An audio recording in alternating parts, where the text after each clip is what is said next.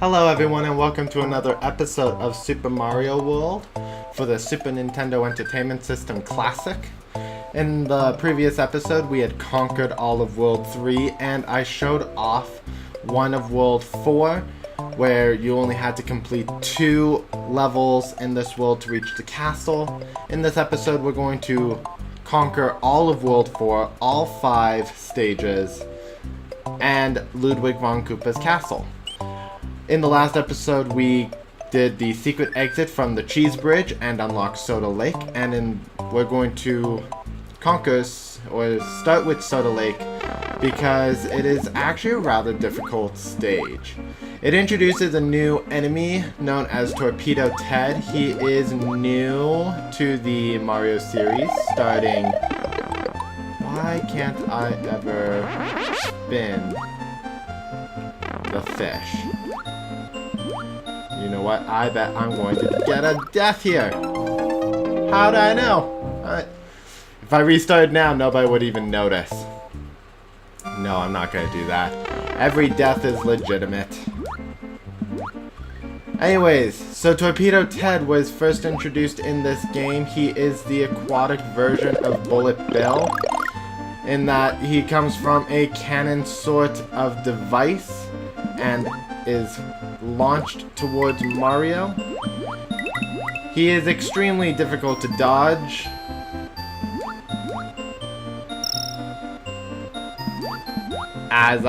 Every time I play this stage, I always hit him there, and I don't know what I did differently to avoid Torpedo Ted. So he's a Bullet Bill type character, comes from a blaster, designed only for water stages because... I'm guessing because a bullet can't go anywhere in water, they decided to make a torpedo? So that... logic? I mean, Mario is known for its logic, guys. Let's be real. Mario is the most logical game there is. Do not argue this point.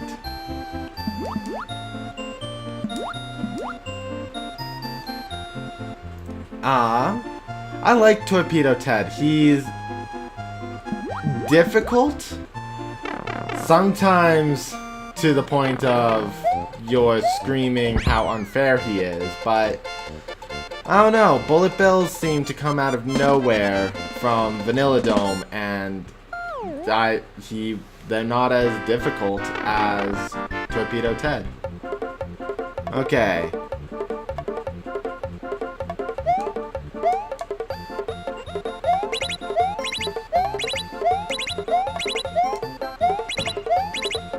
Awesome. Awesome. I'm the best at video games. Sorry about blanking there, guys. I was trying to concentrate on getting 8 stars, and I ended up getting one star, then a bunch of flowers. So we unlocked another path to Star Road. We're not going to go in there yet because I want to keep Star Road in a completely separate future episode where we conquer all of Star Road. We're going to return to Cheese Bridge and complete Cheese Bridge the normal way so we can get to Cookie Mountain on the other side. I love Super Mario World just because, if anything, it's all about food. Almost all about food. You start on Yoshi's Island, but then you go to Donut Plains and Vanilla Dome and Cheese Bridge and Cookie Mountain and Soda Lake and Butter Bridge and Chocolate Island, and it's like, oh my gosh, can I gain 5 pounds just from listening to these names? I mean, it's like the old saying, the camera adds 5 pounds. Or maybe it's 10 pounds. I should look into that saying. But instead of the camera adds 10 pounds, it's video games adding 15 pounds. Okay, so I guess I should mention Cape Mario is kind of a broken power-up if you are in Cape mode. Which is you are like this. If you hit an enemy or object, it doesn't make you lose the power-up. It makes you get stunned, where you lose flight, and you can start to drift, and if you're close to a ledge or a platform, you can still save yourself. I'm glad that I got hit by the chainsaw early so that I could save myself from getting a second death already. I'm on 4 deaths in this series, and I was hoping not to even have 1, because I'm good at this game, guys. I swear. But beggars can't be choosers. If I die, I die. If I live, I live. I do not like Monty Moles. They are a ridiculous enemy to fight in Mario. In this one, they pop out of holes, sometimes right below you where they can kill themselves, sometimes right on top of you where they steal your power-ups. I don't like Sumo Bros either. So, I'm not sure if I mentioned this either about Mario's spin jump, but Mario becomes basically invulnerable to most enemies when you spin jump.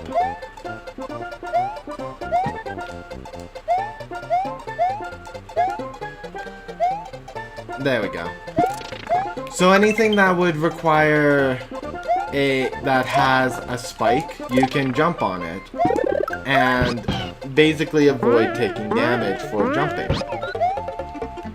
There are some creatures, I think, that are impervious to this. Also, Yoshi's about to demonstrate a new ability. If you eat 2 pink flowers, you get this cloud. I don't remember if it has an official name. But if you collect all of the coins from the cloud, it drops a 1-up.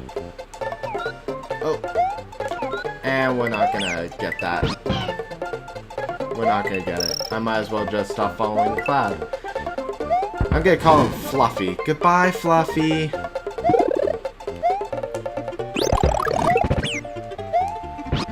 Yeah, I don't like Sumo Bros. And, oh, I don't think I've ever talked about the Charging Chucks and their abilities. Charging Chuck has an incredibly large amount of abilities in Super Mario World. He's a baseball player, a football player, a cheerleader, high jump man. What else is he? He digs troughs. He's a referee. He's basically a jack of all trades.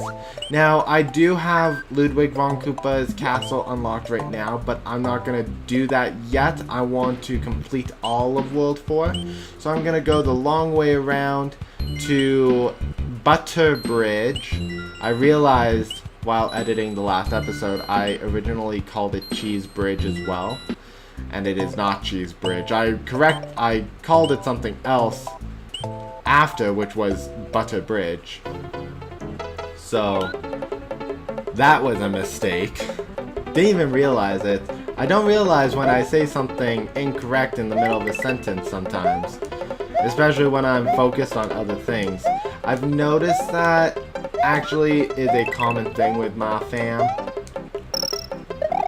They'll notice that I said something different from what I actually meant. And yes, I just did the classic Yoshi jump in order to save myself. I'd rather not get another death. That's just what I need in this.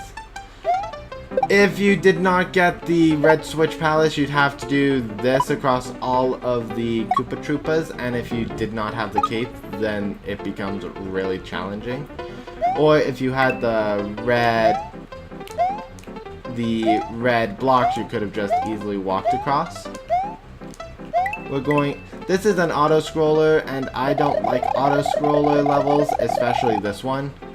And it's just because it goes up and down so often that it is really difficult to just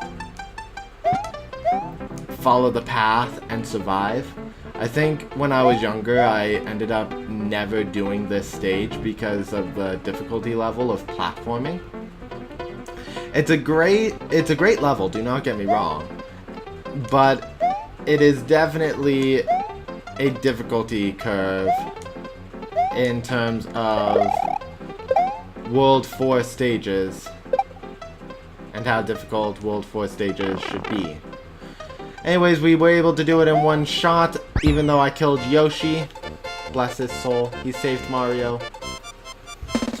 Saved Mario to better Mario's journey to saving Princess Peach and the other Yoshis. If you had noticed, Mario is carrying Yoshi eggs outside of the castles. One of the story plots is that Yoshi's friends were turned into eggs by Bowser, and so Mario is going to save them.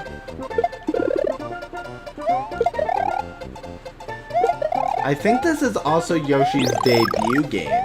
I know that there was an interview that said Yoshi was actually going to be added to the first Super Mario game, Super Mario Bros. On the NES, but the technology and the graphics just weren't there to support it.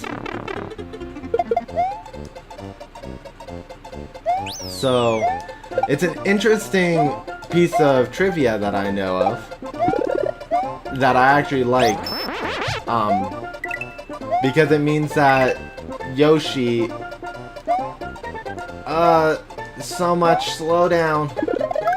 Yoshi was designed to appear as one of the earliest Mario companions, long before Mario even needed companions. Bye, Yoshi. You did your job by protecting my super cape. Not saying that. No! Butter Bridge is definitely one of those stress worlds. Sorry. Moving closer. Butter Bridge is a stress world if you are not confident in taking this path in your skills. I don't recommend doing it because, oh gosh, I almost died multiple times. We're at Ludwig's castle. If I remember correctly, Ludwig's castle. Yes, I don't like Ludwig's castle. You have no space for navigating as Super Mario, so you have to be careful of enemy placements. Because you don't have any jump, you have to be careful of swinging spike block placements. So that you don't get hit. And then you get to the other end. I love Ludwig's castle because of this room. If you're a beginner, I recommend waiting till the spike ceiling gets as low as possible. Just because of... yeah. Oh, interesting. So Mario's spin jump is not immune to all damage, and...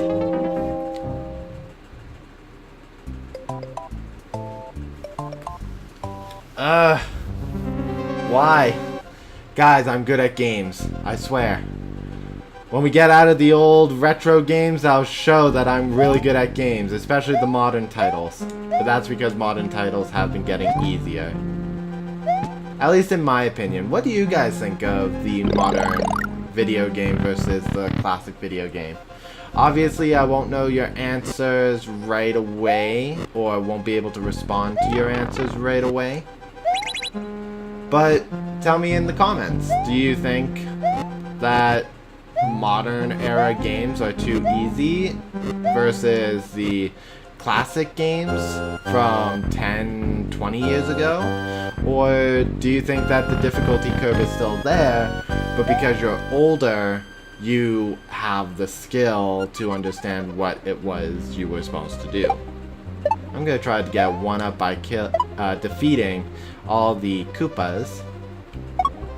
As long as you don't touch the ground, all your hits from a fence count up. So this room is pretty good at getting some lives. Not that I need them. I'm now at 40 lives, 41 lives, 42 lives, 43 lives. Guys, have I mentioned I'm good at video games? And actually, No, the Koopa Troopas did not respawn. But I normally don't backtrack, but I'm really in a let's get as many lives as we can mood.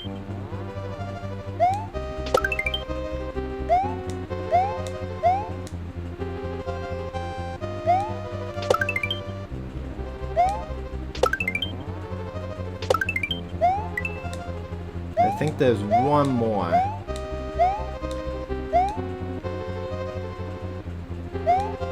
I know I'm wasting precious time looking and hunting down Koopas, but I mean, yeah, I did miss one. I got, I think, 12 lives from that. Okay. So, if you're looking to get 1-ups quickly and you repeatedly die on this stage, I recommend getting your 1-ups here. Here is Ludwig Von Koopa. His battle is unique in that you have to make him jump, but he can jump off screen. And I think I will just defeat him in time. Yeah. He's very easy, and he's also the only Koopaling with a unique battle.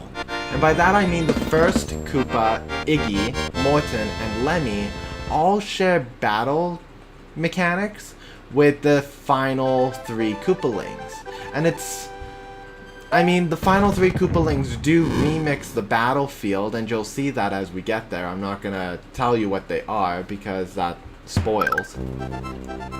And I know that I am technically spoiling it by saying they are already remixes, but I mean, you have 7 Koopalings, and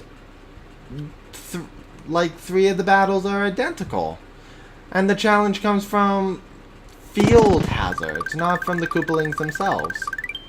I totally get it. You are still working around the mechanics of these Koopalings and limitations to the hardware, but still.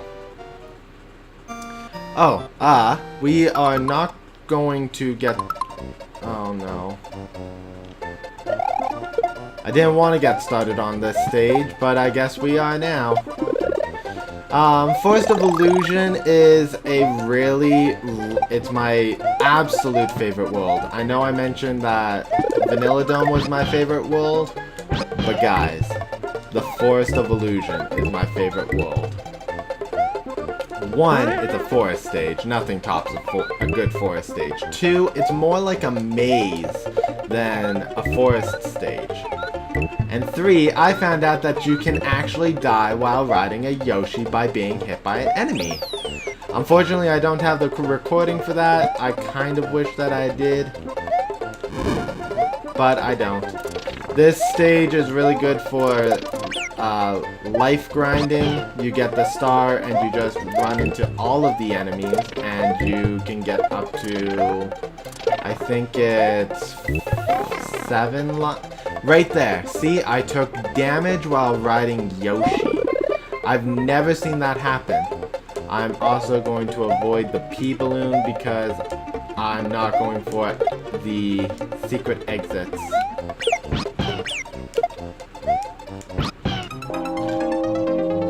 Now I have footage of me dying while riding a Yoshi. Okay, so I'm gonna, I guess, since I died and I wasn't planning on dying, we'll end the episode here. We'll continue Forest of Illusion in the next episode. Leave a comment in the comment section below. Like the video if you liked what you saw, and subscribe if you want more Super Mario World content. Not that you have a choice, it's my first project, I'm going through the entire project. Guess you're not getting a say in that, are you? Anyways, in the next episode we're gonna conquer Forest of Illusions next week. I'll see you guys then. Bye.